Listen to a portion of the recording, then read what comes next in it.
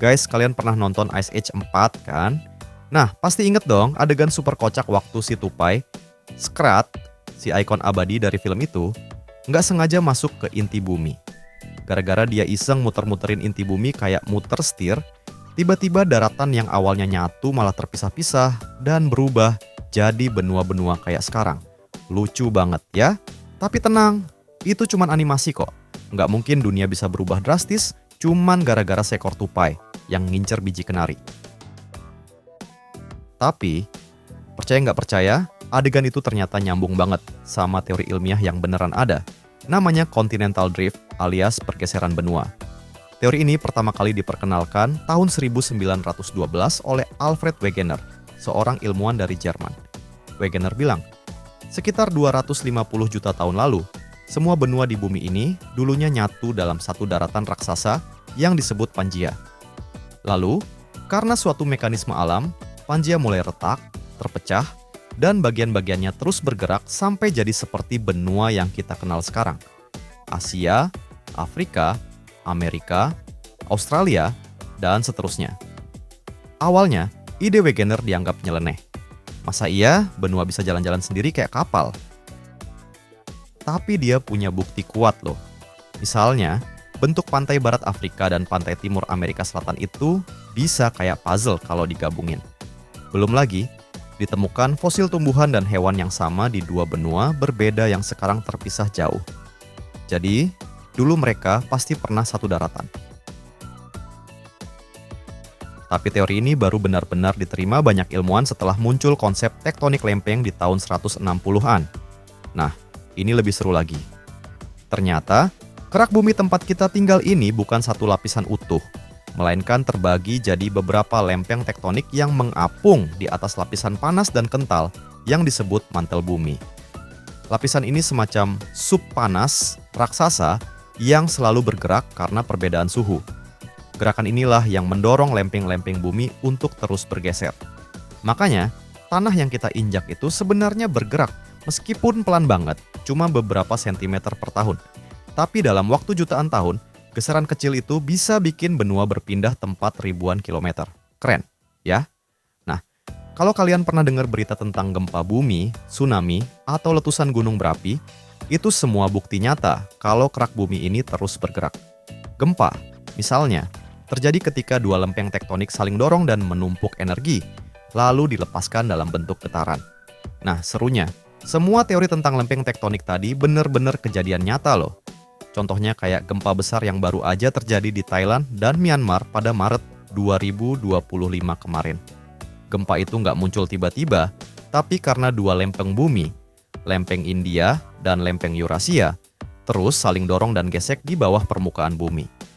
Gesekan ini bikin tekanan makin besar, dan ketika udah nggak kuat lagi nahan, boom!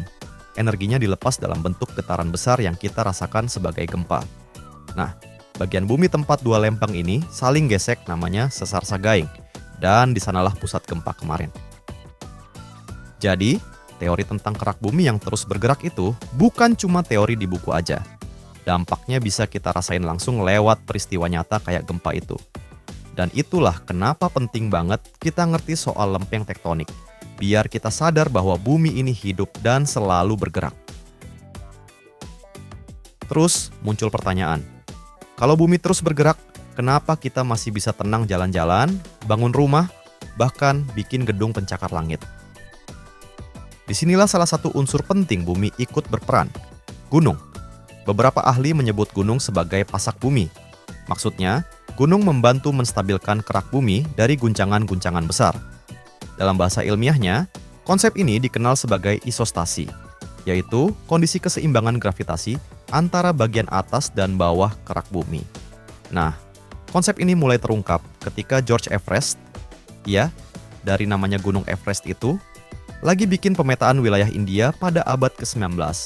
Saat ngukur dengan alat bandul dekat Himalaya, dia nemu hal aneh, bandulnya miring. Padahal seharusnya lurus. Dugaan awal itu karena massa besar Himalaya narik gravitasi ke arah samping. Tapi setelah penelitian lanjut, ternyata bukan itu penyebabnya. Ilmuwan akhirnya menyimpulkan bahwa gunung-gunung besar seperti Himalaya punya akar yang dalam ke bawah tanah. jauh lebih besar dari yang terlihat di permukaan. Kayak gunung es di laut, yang kelihatan di permukaan cuma sebagian kecil dari seluruh masanya. Keseimbangan ini mirip banget sama prinsip Archimedes. Kalau balok kayu terapung di air, makin ringan dan tebal baloknya, makin tinggi posisinya di atas air. Begitu juga kerak bumi. Kerak daratan lebih ringan dan tebal, jadi mengapung lebih tinggi di atas mantel bumi dibanding kerak samudra yang lebih tipis dan padat. Dan menariknya, gunung-gunung ini terbentuk karena lempeng tektonik juga. Ketika dua lempeng saling bertabrakan, satu bisa terdorong ke bawah dan yang lain naik ke atas, membentuk pegunungan. Ini disebut zona konvergen, contohnya Himalaya, yang terbentuk dari tabrakan lempeng India dengan lempeng Eurasia. Tapi pergerakan lempeng ini nggak cuma saling mendekat, ada juga yang saling menjauh, zona divergen, kayak di dasar Samudra Atlantik.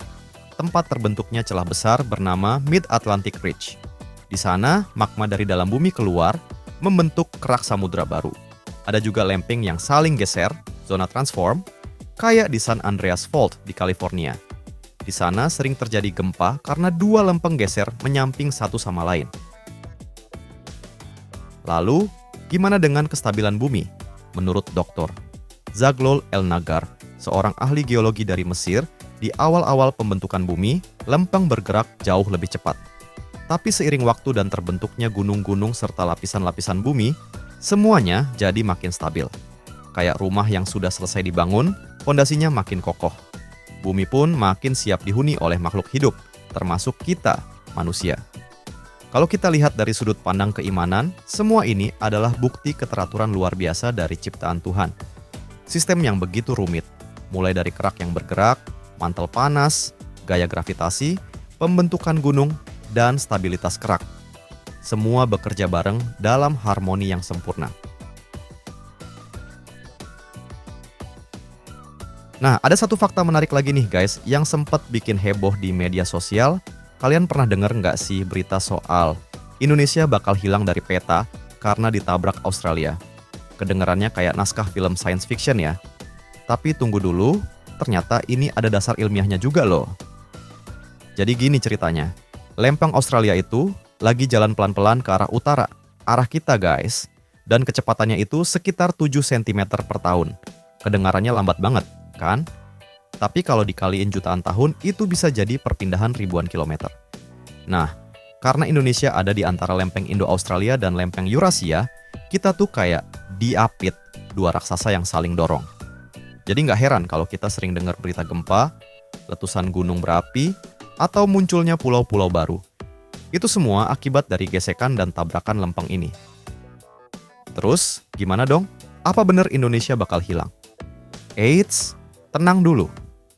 Maksud dari menghilang itu bukan terus lenyap gitu aja dari peta ya, tapi lebih ke bentuk wilayah kita yang bisa berubah seiring waktu. Ada yang bakal terangkat jadi pegunungan, ada juga yang mungkin tenggelam karena permukaan tanah turun atau air laut naik. Jadi ini bukan berita kiamat, tapi lebih ke proses alam yang memang wajar dan butuh jutaan tahun. Tapi tetap aja, seru banget ya ngebayangin benua bisa nyundul negara. Jadi guys, sekarang kita tahu bahwa bumi bukan benda padat yang diam. Dia hidup, bergerak, dan terus berubah. Tapi justru karena keseimbangan yang dijaga oleh sistem seperti isostasi, tektonik lempeng, dan peran gunung sebagai pasak, kita bisa hidup dengan nyaman. Bukan cuma daratan dan lautan, bumi ini adalah mahakarya geologi raksasa yang terus berkembang. Semua kejadian, dari gempa sampai pegunungan, bukan hal acak, tapi bagian dari sistem dinamis yang sudah berlangsung sejak jutaan tahun lalu. Dan ya, meskipun Scrat nggak bener-bener muter inti bumi, idenya tetap keren.